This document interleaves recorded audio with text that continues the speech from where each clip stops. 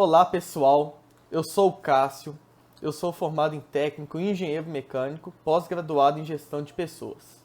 Atualmente eu trabalho nas áreas de mineração e siderurgia.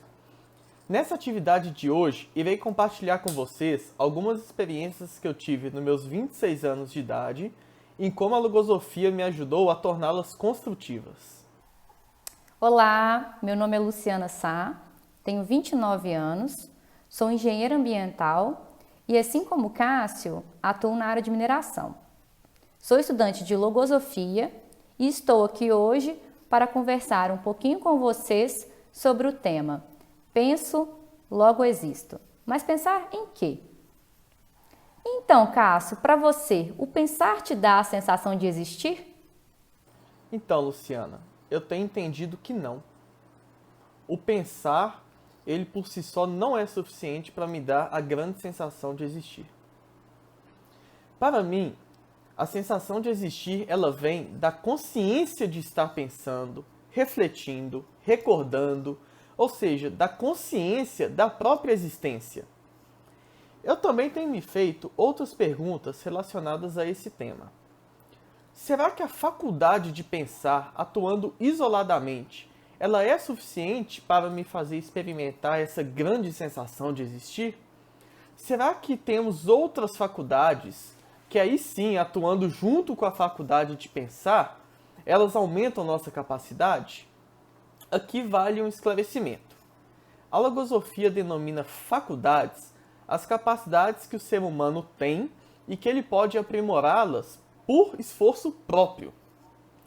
A logosofia apresenta várias outras faculdades que são tão extraordinárias funcionando individualmente e principalmente juntas, que por isso entendo que não podemos limitar nossa grande sensação de existir somente à faculdade de pensar.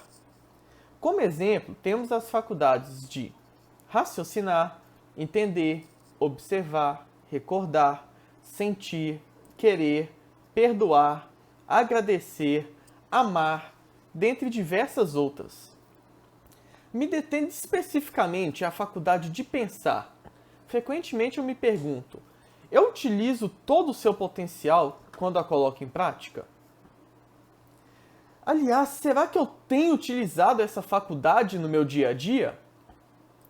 Outra coisa que eu observo em mim é que às vezes eu estou me esforçando para pensar em algo bom. Lógico que utilizando essa faculdade de pensar que eu falei com vocês. E aí, de repente, me vem algo diferente em mim, como se tivesse vida própria, sabe, Luciana? E de repente me faz agir de uma forma diferente do meu querer, de uma forma diferente daquela que eu estava pensando. Eu observo que geralmente isso ocorre em momentos de irritabilidade ou desespero. Por isso, eu entendo que nós devemos saber em que pensar. Você pode nos trazer algo mais, Luciana, sobre pensar em quê? Penso, logo existo. Mas pensar em quê? Cássio, quando eu li essa pergunta, outras vieram na minha mente. O que são pensamentos? Já pararam para pensar no que estão pensando?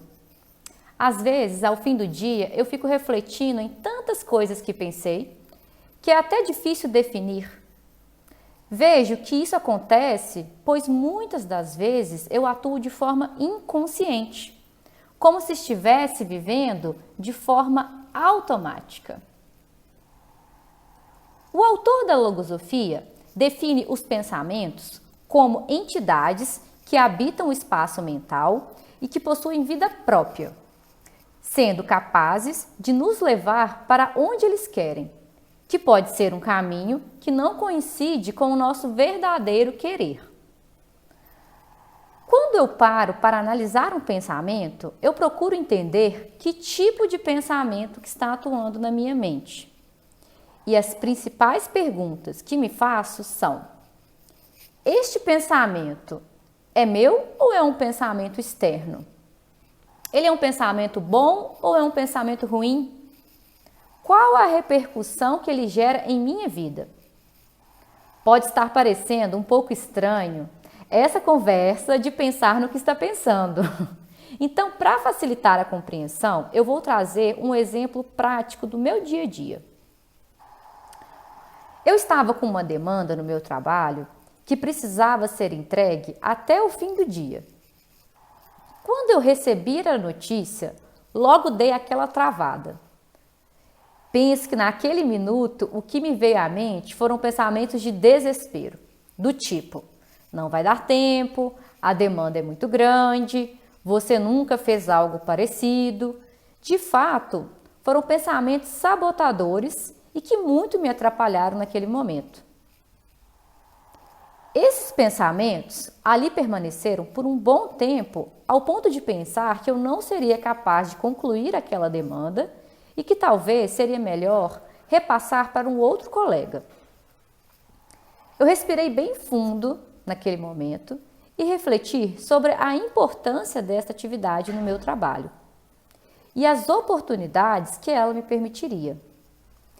Tentei focar em pensamentos de bem e assim iniciei a esboçar todos os conhecimentos que eu tinha a respeito daquele tema, as pessoas que poderiam me ajudar, e quanto menos imaginei, a atividade já estava fluindo. Ao finalizar o trabalho, eu senti uma enorme alegria e eu fiquei muito feliz e estimulada por ter vivido essa oportunidade. E eu reconheci que todo aquele esforço dedicado valeu a pena.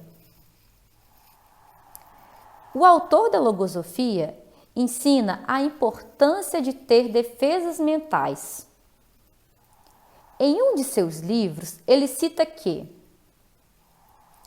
a falta de defesas mentais, de recursos mentais, anula muitas vezes o entendimento, reduz, limita e termina por subtrair toda a compreensão. Eu vejo que neste exemplo da tarefa do trabalho, as defesas mentais atuaram e combateram os pensamentos ruins e sabotadores ali presentes, eliminando-os e substituindo por pensamentos elevados e úteis. Ela foi a responsável por manter a ordem na minha mente, me auxiliando nessa tomada de decisão. Eu venho aprendendo com a logosofia que as defesas mentais, elas são frutos de um processo de autoconhecimento que requer muito esforço e valentia. E além do que, eu observo que para as defesas mentais possam entrar em ação, é necessário ter uma mente organizada e estar atento. Por fim, sabe qual foi o aprendizado que essa experiência me trouxe? Muitas vezes somos levados por pensamentos de outras pessoas, alheio ao nosso propósito, que nos leva a acreditar que não somos capazes e assim perdemos grandes oportunidades. Mas é muito diferente quando eu seleciono os pensamentos que quero ter na minha mente. Aqueles que são coerentes com o meu propósito de vida. Sinto que fico mais segura e aproveito sim as oportunidades. Se compararmos a nossa mente com uma casa, assim como se arruma a casa quando se espera visitas de grande estima, também é necessário preparar a casa mental para receber os pensamentos de íntima preferência. Nela não deve permanecer um só instante os incapazes de realizar o bem. Se não deixamos entrar qualquer pessoa na nossa casa, assim deve ser na nossa mente, selecionando sempre o que for útil, elevado e que agregue na nossa vida. De fato, Luciana, as defesas mentais são importantíssimas contra maus pensamentos. Eu compreendo que o exercício da faculdade de pensar nos ajuda tanto na criação dessas defesas, quanto na criação de bons pensamentos em todos os campos da nossa vida, como familiar, campo das amizades, trabalho, faculdade. E nisso, quanto mais utilizarmos da nossa faculdade de pensar, penso que maiores serão nossas conquistas. Um bom exemplo é quando nós temos uma festa para ir. Dias antes, já começamos a nos preparar. Compramos um presente, escolhemos a roupa, já olhamos ali no GPS onde que vai ser o endereço. No dia, a gente começa a se preparar, né? A gente toma banho, se veste, arruma cabelo, pegamos os pertences, o presente que não podemos esquecer e saímos. Por mais bem planejado que isso pareça, tudo isso ainda não é o verdadeiro pensar que estamos abordando nessa atividade de hoje. A verdadeira função de pensar ocorre quando nos preparamos para fazer daquele evento um evento especial, preparando boas e felizes recordações para levar no dia e, por exemplo, ao pensar, selecionar bons assuntos que a gente sabe que vai ser do agrado dos presentes e que vai fazer o ambiente ali do evento ser construtivo. Eu vivi um exemplo disso outro dia. Eu ia fazer uma trilha com os amigos e pensei em levar uma bebida que eu sei que eles gostam bastante. Durante a trilha, a gente já tinha caminhado bastante debaixo do sol, estava todo mundo morrendo de calor, cansado. Eu tirei a bebida bem gelada da mochila e dei para eles de surpresa. Eles ficaram muito felizes e o ambiente ali foi elevado. A questão aqui não é simplesmente uma bebida, mas em como a escolha daquela bebida, que eu sei que tem um significado a mais, surgiu do verdadeiro pensar. Aquele pensar que é capaz de criar ambientes agradáveis e fortalecer nossas relações de amizade. Apesar disso parecer muito simples, quantas vezes eu me pego pensando em coisas no modo automático? Muitas vezes, até uma leitura eu vejo que eu faço no automático e depois que eu leio uma página inteira, eu me pergunto, o que foi mesmo que eu li? E eu vejo que se eu faço isso com uma leitura, com uma simples leitura, numa maior escala eu posso fazer isso com a minha vida, em decisões que podem mudar o meu futuro. E assim eu pergunto, será que o ser humano ele foi criado para viver no modo automático? E se utilizarmos a função de pensar para tudo que fizermos, será que conseguimos melhorar o nosso convívio com a família, com os amigos, com os colegas de trabalho e até consigo mesmo? Eu tenho buscado as respostas a essas perguntas e a diversas outras nos diversos conteúdos presentes nos livros e nas mídias sociais da Logosofia, como em nosso site, YouTube, Instagram. Para quem se interessar em conhecer um pouco mais sobre as faculdades do ser humano e em como a Logosofia contribui para adquirirmos esses conhecimentos, a Fundação Logosófica realiza cursos gratuitos de informação. Os interessados podem preencher o formulário que está na descrição do vídeo e no chat. Eu gostaria de trazer outro aspecto sobre o pensar. Além do desespero que eu falei anteriormente, esses maus pensamentos que nos referimos podem causar outros problemas para a vida do ser humano. Um exemplo é o cometimento de erros, que muitas vezes só identificamos quando sofremos suas consequências. O autor da Logosofia ensina que um pensamento equivocado pode fazer incorrer um erro se não é descoberto a tempo e neutralizado ou anulado antes de ganhar corpo e aparecer em um dos tantos atos que se realizam na vida. Compreendo que o pensar nos ajuda a descobrir os erros a tempo de evitá-los. Podemos nos realizar algumas perguntas para nos ajudar neste processo. Por que eu cometi este erro? Quais serão as suas consequências? Como eu poderia ter evitado? A Logosofia, ela tem me ajudado a responder essas e outras perguntas. Ótimo, Luciana. Eu entendo que aprender com o próprio erro também faz parte do processo de evitá-lo no futuro. Eu vou compartilhar uma experiência com vocês que eu utilizei a faculdade de pensar para aprender com o meu próprio erro. Há uns anos eu estava trabalhando, já tinha dado meu horário de ir embora, quando um grupo de amigos me mandou mensagem chamando para ir num evento. E eu topei na hora, juntei minhas coisas e fui direto encontrar com eles. Quando estávamos no caminho, começamos alguns comentários que aos poucos foram influenciando o meu comportamento no trânsito. Nesse dia, eu cometi algumas infrações de trânsito totalmente sem necessidade. Não teve jeito. Passavam alguns dias e as multas chegavam lá em casa. Os pontos que eu receberia na carteira, eles seriam mais que suficientes para completar o limite de pontos permitido e me fazer cumprir um período de suspensão, sem poder dirigir. Eu tive diversas reações negativas. E além disso, eu usava o veículo para trabalhar, Então, poder dirigir era necessário até para a manutenção do meu emprego.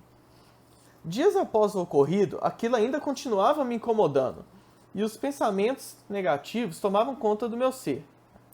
Eu tive muita dificuldade em concentrar no meu serviço e nos meus estudos, e parte do meu dia eu gastava com recordações daquele dia que eu tomei as multas.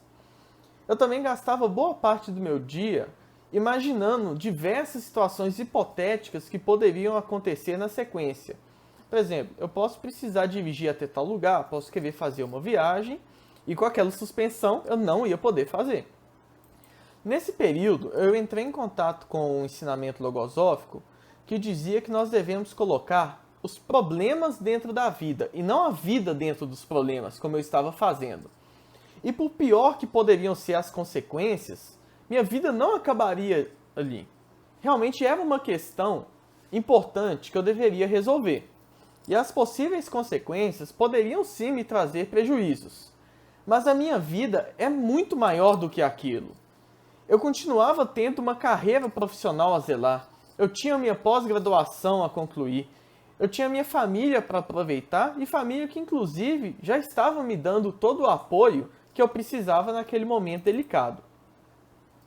Apesar de parecer difícil, nesses momentos precisamos dar aos problemas a real importância e proporção que eles requerem. Eu pensei em como seria se aquele problema fosse muito maior do que realmente foi.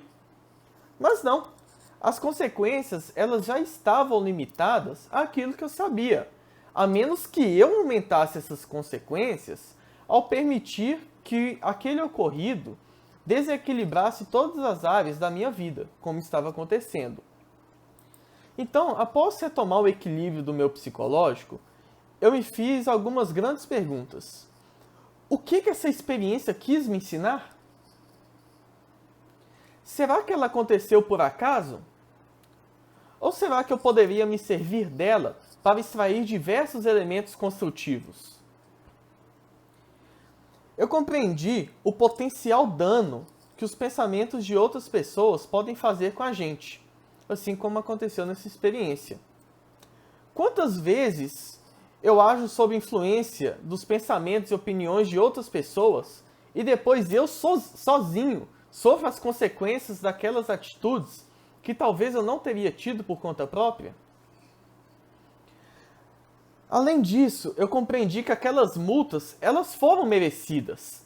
Se eu errei, é justo que eu arque com as consequências, mas que eu aprenda com as experiências que eu adquiri e evite cometer o erro novamente. O caso contrário, para nossa alegria, ele também é válido. As coisas boas que fazemos e os acertos que nós temos, eles retornam para a gente da mesma forma, só que eles retornam na forma de bem. Eu percebi então que desses males, a multa era o menor. Eu compreendi nesse instante que meu comportamento deveria mudar, e assim eu fiz. Eu consegui voltar à minha vida normal, cumprindo com meus compromissos. Assim como você trouxe, Luciana, eu também tenho aprendido com a logosofia que o erro deve ser tratado como princípio de acerto, pois a partir desses aprendizados, podemos nos capacitar com novos conhecimentos e experiências, e não errar da próxima vez que vivermos situações parecidas. Além disso, ao inibirmos a repetição do mesmo erro, nos tornamos donos do nosso próprio destino. Eu penso que se não fossem os conhecimentos logosóficos, eu não teria extraído tantas coisas boas como eu extraí dessa experiência. Muito interessante esse seu relato, Cássio. Eu vejo que as experiências apresentadas demonstram como que a logosofia é uma ciência prática e experimental. Ou seja, podemos aplicar os conceitos aprendidos em nossa vida e o seu real valor surge pois desta experimentação. Hoje conversamos um pouco sobre os pensamentos, faculdade de pensar, defesas mentais, existência e principalmente sobre o pensar em quê. Esses e muitos outros conceitos ampliaram-se para mim após o estudo da ciência logosófica.